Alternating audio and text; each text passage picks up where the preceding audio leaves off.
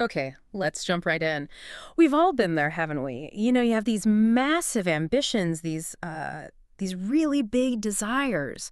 Maybe starting a business or mastering a skill, getting seriously fit. Hmm. The vision is super clear, that fire feels real. But then, well, when it's actually time to do the thing, to take that first step or the next one, it just feels impossibly hard sometimes. Like the Yeah. energy you had for the dream just poof, vanishes when it's time to work. It's a classic paradox, isn't it? You've got the drive, the goal seems clear, but then there's this inertia, this resistance to actually acting on it. It feels, well, overwhelming.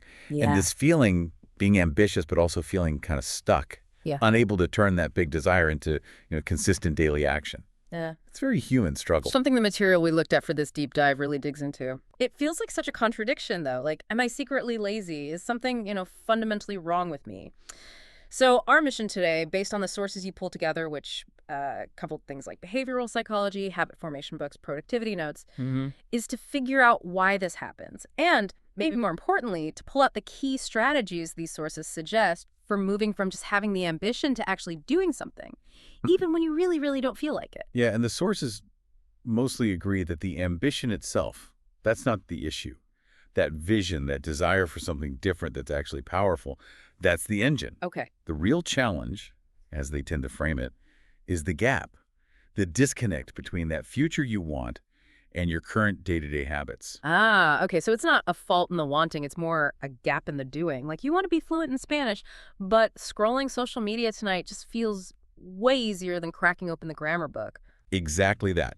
You can see the summit crystal clear. But if your daily routine doesn't involve actually, putting one foot in front of the other consistently, you're basically just admiring the view from the base camp. Right. The sources really hammer this home. Yeah. Often, our current daily habits just don't line up with our stated ambitions. That makes a lot of sense, actually. So, okay, if the problem is the routine, the lack of consistent action, where do the sources say we should even begin to break that cycle? Well, a really powerful starting point, and maybe a bit counterintuitive that came up again and again, is this. Stop waiting for motivation. The stop waiting for motivation. Really? But isn't that what gives you the energy? Doesn't it feel like the fuel you need to get started? It feels like it should be, yeah. But a lot of the sources argue that motivation is just too unreliable. It waxes and wanes. Mm. Depends on your mood. What happened that day, some fleeting spark of inspiration. Relying only on motivation, as one source put it, it's like relying on good weather to decide if you'll go to work. Sure, you'll get some sunny days, but you'll miss a lot of days too. Okay, I see. So its motivation is this fickle friend. What's the alternative? What's more dependable, according to the material? Discipline, Yeah. structure, Right. repetition, basically building systems and habits that you follow, regardless of how you feel in the moment. Oh. The key idea seems to be setting up small, specific actions you commit to doing daily, or almost daily, just because you decided you would. It's that consistent, sometimes totally uninspired, just showing up that actually builds momentum. And kind of ironically, that can actually create more motivation down the line. Okay, so it's less about waiting for the lightning strike of motivation and more about building a machine that runs on discipline. Uh-huh. Got it. What's another core idea from the sources for getting unstuck?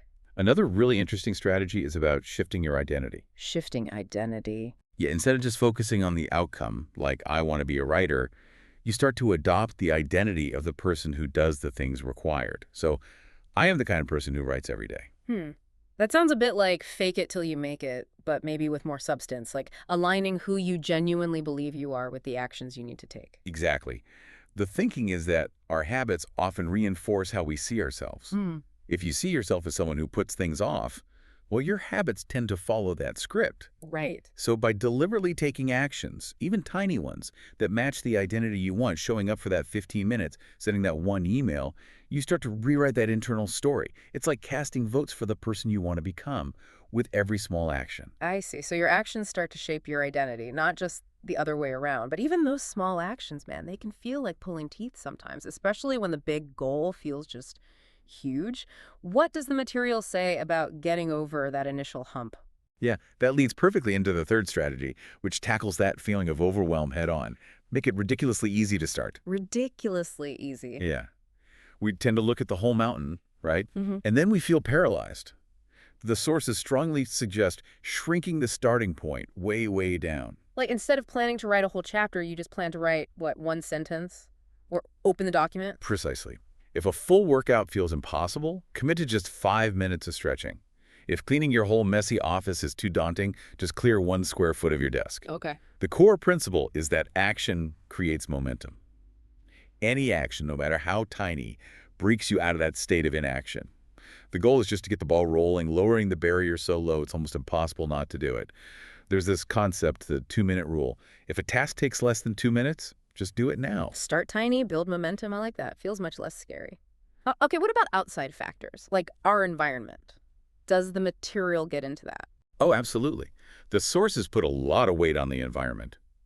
They argue that what feels like internal laziness is often just a completely logical response to being in an environment that's basically designed for distraction and comfort, not for focus. Ah, yeah, the phone buzzing constantly, the endless lure of browser tabs. Exactly that.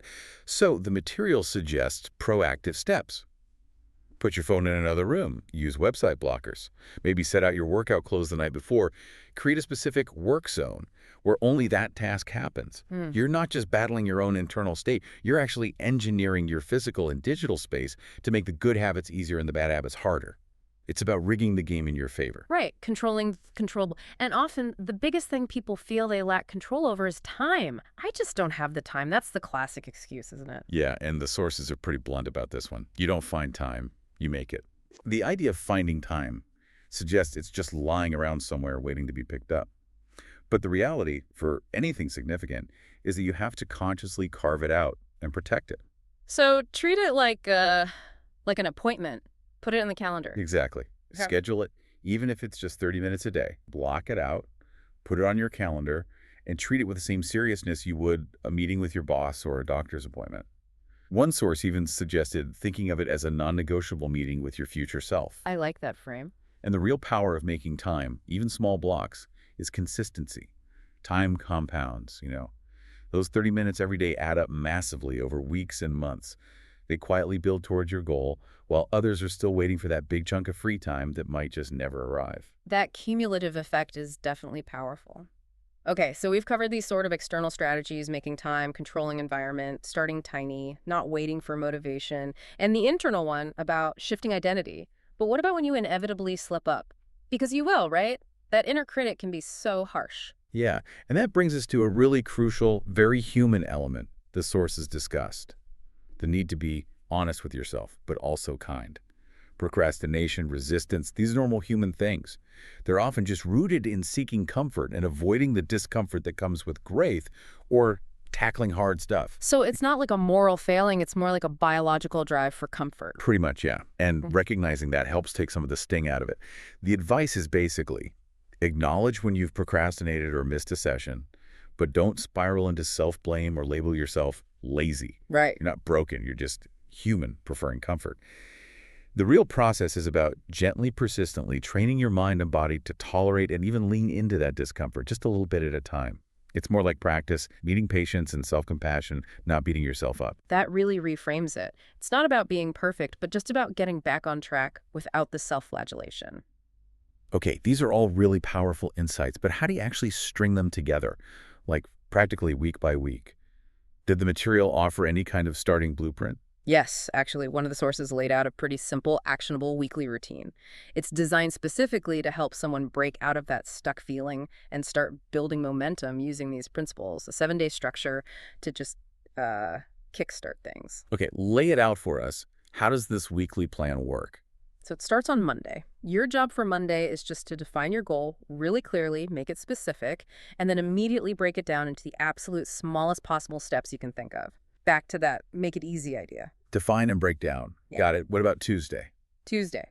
Commit to just 30 focused minutes of action on one of those tiny steps from Monday. Set a timer, kill distractions, just focus for that short, specific burst. 30 minutes. Okay, seems manageable. Yeah. Wednesday. Wednesday is reflection day. After you did the thing on Tuesday, take a little time to think. What felt good? What was hard? What worked? What tripped you up? Not judging, just learning. Adjusting your approach slightly for next time. Reflect and learn. Okay, Thursday, back to action, I assume? Yep. Thursday is repeating Tuesday's action or maybe tackling another small step. But the key instruction here is Do it even if you feel zero motivation. This is where you actively practice leaning into that discomfort, building the discipline muscle. Okay, repeat the action no matter how you feel. Friday. What's Friday's challenge? Friday is about attempting one slightly uncomfortable task related to your goal. Maybe it's making that phone call you've been putting off, sending that important email, asking for help, or just tackling the part of the task you resist the most. Facing one small fear or resistance point. Okay, face one uncomfortable thing. And Saturday. Saturday is dedicated learning time. Spend some time learning something new connected to your goal or ambition. Watch a relevant tutorial, read a chapter of a book, listen to an informative podcast. Like this one, maybe. Huh? Maybe. Okay, continuous learning. And finally, Sunday. Sunday is rest and review. Step back from the active work. But take a few minutes to mentally review the week. Acknowledge what you did manage to do, note where you stumbled, but without criticism, and then just mentally reset for the week ahead. That's a really clear, concrete framework. It seems to weave in a lot of the principles we talked about. Did the sources suggest sticking with this for a certain time? Yeah, the recommendation was to try and stick to this simple routine for at least 3 weeks. The idea is that the cumulative effect of consistently taking these small, structured actions, especially when you don't feel like it, is where you start to feel a real shift. You build momentum and you start reinforcing that new identity, someone who actually takes action. You know, this whole deep dive really underscores that feeling ambitious but lazy, it isn't some fixed character flaw. It's more like a description of that friction, that gap between our big dreams and our very human default settings for comfort and avoiding difficulty. And the way forward isn't about waiting for some magic burst of motivation, but more about consciously building systems, practicing discipline, and being smart about our environment. Precisely. It's acknowledging that inertia is real and then designing your approach and your surroundings to overcome it one small step at a time. The ambition gives you the why, and these strategies we've pulled from the sources offer a practical how, even on those days when it feels really hard. It doesn't seem to require these huge heroic leaps or some sudden personality transplant. It's just about those small, consistent actions starting to stack up over time. So to bring this back to you listening right now, maybe think about this based on everything we've just unpacked. Mhm. What is the absolute smallest possible action you could take today? Something that aligns even just a tiny bit with the person you aspire to be. Hmm. Really doesn't have to be big, just one small thing. And then consider how committing to just that tiny step and doing it again tomorrow and the next day, how might that change things for you over time? Just something to think about.